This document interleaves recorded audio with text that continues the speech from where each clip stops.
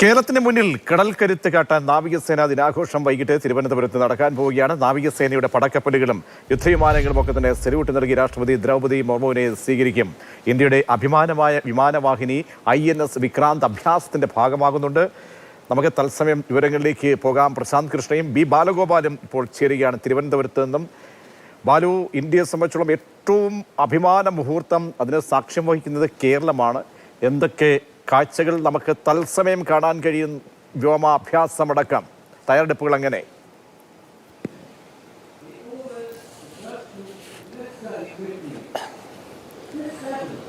Prajeesh, Indian നാവികസേനയുടെ കരുത്ത് കേരള തീരം തിരുവനന്തപുരം കാണാനിരിക്കുകയാണ്. ഇതാദ്യമായാണ് കേരളത്തിൽ ഇന്ത്യൻ നാവികസേനയുടെ ഒരു നാവികസേനാ ദിനം ആഘോഷം നടക്കുന്നത്. 4:45 നാവികസേനയുടെ അഭ്യാസ പ്രകടനം തിരുവനന്തപുരത്തെ ശംഖുമുഖം തീരത്ത് തുടങ്ങുന്നത്.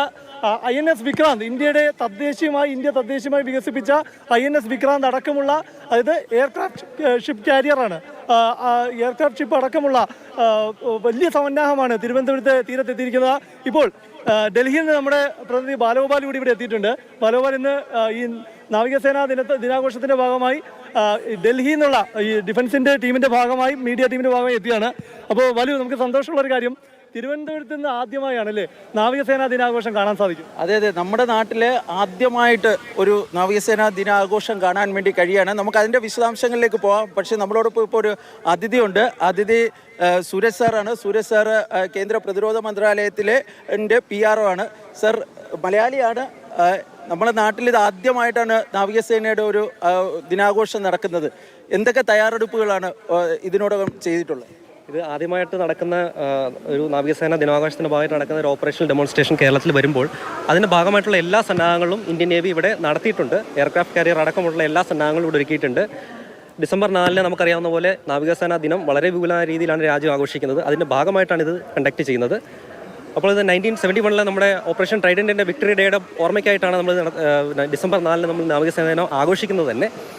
അപ്പോൾ ഇന്ന് ഇവിടെ ഈ ചടങ്ങിനായിട്ട് ഉയർന്ന നാവികസേന ഉദ്യോഗസ്ഥരും പ്രസിഡന്റ് അടക്കമുള്ളവരും എത്തിച്ചേരുന്നുണ്ട്. അപ്പോൾ ഒരു മലയാളി എന്ന രീതിയിൽ ഈ പ്രവർത്തനങ്ങളുടെ പങ്കുപറ്റാൻ സാധിച്ചതിൽ എനിക്ക് വളരെയധികം ചരിതാർത്ഥ്യമുണ്ട്.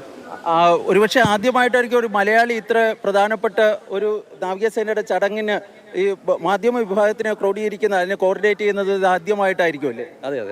അതെ, അതിൻ്റെ ഒരു സന്തോഷമുണ്ട്.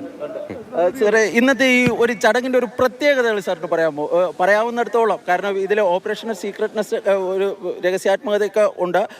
അപ്പോൾ ഈ പല കപ്പലുകളുടെയും വിശദാംശങ്ങൾ നമുക്ക് പറയാൻ വേണ്ടി കഴിയില്ല. പക്ഷെ പറയാവുന്നിടത്തോളം എന്തൊക്കെ പറയാം? അത് പലതരത്തിലുള്ള ഫോർമേഷൻസ് ആണ് ഇതിനകത്ത് ഒരുക്കിയിട്ടുള്ളത്. നേവിയുടെ ഭാഗമായിട്ടുള്ള ഹെലികോപ്റ്ററുകളുടെ പലതരത്തിലുള്ള ഫോർമേഷൻസിൻ്റെ ഡിസ്പ്ലേ ഉണ്ട്.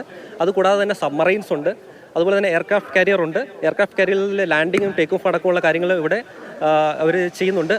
അതുപോലെ തന്നെ ഒരു പാരാ ഡൈവിംഗ് അടക്കമുള്ള കാര്യങ്ങൾ കൂടി ഇവിടെ ഉൾപ്പെടുത്തിയിട്ടുണ്ട്. സാറിനോട് ചോദിക്കേണ്ട ഒരു കാര്യം, അത് ഇപ്പോൾ നമ്മളിപ്പോൾ ഓപ്പറേഷൻ സിന്ദൂർ പോലൊരു അഭിമാനകരമായ വലിയൊരു മിഷന് ശേഷമാണ് ഇപ്പോൾ ഈ നാവികസേന ദിനം നടക്കുന്നത്. അപ്പോൾ ഈ നാവികസേന കമാൻഡ് അല്ലാത്ത മുൻപ് മഹാരാഷ്ട്രയിലെ സിന്ധുദുർഗിലും ഒഡീഷയിലെ പുരിയിലും നടന്ന നാവിക ഷോയിൽ നിന്ന് വ്യത്യസ്തമായി ഇത്തവണ ഇത് കാണാനിരിക്കുന്നവർക്ക് വലിയൊരു ദൃശ്യ അനുഭവം തന്നെ ഉണ്ടായില്ലേ? തീർച്ചയായും ഉണ്ടാകും. ഇത് എന്തുകൊണ്ടാണ് ഇങ്ങനെ നടത്തുന്നതെന്ന് വെച്ച് കഴിഞ്ഞാൽ എല്ലാ രാജ്യത്തിൻ്റെ പല ഭാഗങ്ങളിലായിട്ട് നമ്മുടെ സർവീസുകൾ, നമ്മുടെ സേനകളുടെ ഇവരുടെ റേസിംഗ് ഡേയ്സ് സെലിബ്രേറ്റ് ചെയ്യാന്നുള്ളൊരു തീരുമാനം ഗവൺമെൻറ് എടുത്തിട്ടുണ്ട്. അതിൻ്റെ ഭാഗമായിട്ടാണ് അങ്ങനെ നമ്മൾ ചെയ്യുന്നത്. 71 ഓപ്പറേഷൻ ട്രിഡൻറ്റിൻ്റെ സമയത്ത് നമ്മുടെ ഇന്ത്യൻ നാവികസേനയുടെ മിസൈൽ ബോട്ടുകളാണെന്ന് കറാച്ചി തുറമുഖം തകർക്കുന്നത്. അപ്പോൾ അന്നത്തെ 71 ശേഷം നമ്മൾ 2025 എത്തുമ്പോൾ നാവികസേനയുടെ കരുത്തെന്ന് പറയുന്നത് എത്രയോ 10 മടങ്ങ് വലുതായില്ലേ? വളരെയധികം കൂടിയിട്ടുണ്ട്. നാവികസേനയുടെ മോട്ടോ തന്നെ Kombat ready, cohesive, future ready force എന്നുള്ളതാണ്. അപ്പോൾ അങ്ങനെ ഒരു ബ്ലൂ വാട്ടർ നേവി ആകുന്നൊരു രീതിയിലാണ് നാവികസേന ഇപ്പോൾ മുന്നോട്ട് പോയിക്കൊണ്ടിരിക്കുന്നത്. അപ്പോൾ ബാലു, ഇനി അതിനകത്ത് നമുക്കിപ്പോൾ പറയേണ്ടത്, എല്ലാവരും കാത്തിരിക്കുന്ന ഒരുപാട് സസ്പെൻസുകളുണ്ട്.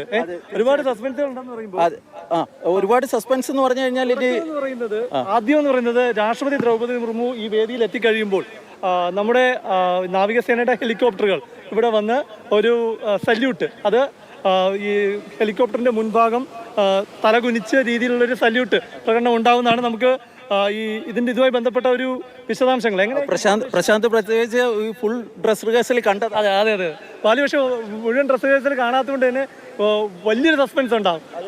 ഞാൻ ഈ നേവിയിലെ ഉദ്യോഗസ്ഥരൊക്കെ പറഞ്ഞിട്ടുള്ളത് ഒരു സബ്മറൈനും അതുപോലെ തന്നെ 19 യുദ്ധക്കപ്പലുകളും ഈ ശംഖുമുഖത്ത് ഈ ഡെമോൺസ്ട്രേഷന്റെ ഭാഗമായിട്ട് അണിനിരക്കും എന്നതാണ്. INS വിക്രാന്ത് ഒരുപക്ഷെ ആദ്യമായിട്ട് ഈ ശംഖുമുഖം തീരത്തെത്തുന്നത് എന്നൊരു പ്രത്യേകതയുണ്ട്. വല്ലാത്തൊരു അനുഭവം കേട്ടോ. കാരണം INS വിക്രാന്ത് എന്ന് പറയുന്നത് ഏതൊരു ഇന്ത്യക്കാരനെ സംബന്ധിച്ചും അഭിമാനമാണ്. കാരണം ഇന്ത്യയുടെ തദ്ദേശീയമായി വികസിപ്പിച്ചെടുത്ത എയർക്രാഫ്റ്റ് വഹിക്കുന്ന കപ്പലാണ്. ഏകദേശം 30 എയർക്രാഫ്റ്റ് വരെ വലിയൊരു ശേഖരം തന്നെ ഈ എയർക്രാഫ്റ്റുകളെ ഈ കപ്പൽ വഹിക്കാൻ സാധിക്കും. അപ്പോൾ ഇത് നമ്മുടെ തീരത്തോട് വളരെ അടുത്ത് വരുന്നു. തീരത്തോട് വളരെ അടുത്ത് വന്ന് അതിൽ നിന്ന് ഈ MiG-29 വിമാനങ്ങൾ പറന്നു പൊങ്ങുകയാണ്. വല്ലാത്തൊരു അനുഭവമാണ് തിരുവനന്തപുരം കഴിഞ്ഞ ദിവസങ്ങളിൽ ഈ റിഹേഴ്സലിൻ്റെ ഭാഗമായി തന്നെ സാക്ഷ്യം വെച്ചു. പിന്നെ സബ്മറൈൻ്റെ കാര്യം, ഈ ചെറിയ തല ഉയർത്തി ഇങ്ങനെ പോകുന്ന അന്തർവാഹിനി പലരും ആദ്യമായിട്ടാണ്, ഞാൻ എൻ്റെ ജീവിതത്തിൽ ആദ്യമായിട്ടാണ് ഒരു അന്തർവാഹിനി കാണുന്നത്. കാരണം നാവികസേനയെ സംബന്ധിച്ച്, സൈന്യത്തെ സംബന്ധിച്ച് അന്തർവാഹിനി എന്നത് വളരെ രഹസ്യാത്മക സ്വഭാവമുള്ളതാണ്. കാരണം അത് അത്രയും രഹസ്യാത്മക സ്വഭാവത്തോടെ തന്ത്രപ്രധാന മേഖലയിലുള്ളതാണ്. അപ്പോൾ അതെല്ലാം കാണാൻ തിരുവനന്തപുരത്തിന് അനുഭവം ലഭിച്ചു. ബാലുവിനും അത് കാണാനുള്ളൊരു അനുഭവം ലഭിക്കുന്നു എന്നുള്ളത് സന്തോഷകരമായ കാര്യം തന്നെ. പ്രതീക്ഷ ഈ പറഞ്ഞത് വളരെ പ്രധാനപ്പെട്ട കാര്യമാണ്. ഞങ്ങൾ രണ്ടുപേരും തിരുവനന്തപുരത്തുകാരാണ്. പക്ഷേ ആദ്യമായിട്ടാണ് ഇത്രയും വലിയൊരു ചടങ്ങ് ഒരു പ്രതിരോധ സേനാ വിഭാഗത്തിൻ്റെ ബന്ധപ്പെട്ട ഒരു വലിയ ചടങ്ങിന് ഇപ്പോൾ തിരുവനന്തപുരം വേദിയാകാൻ വേണ്ടി പോകുന്നത്.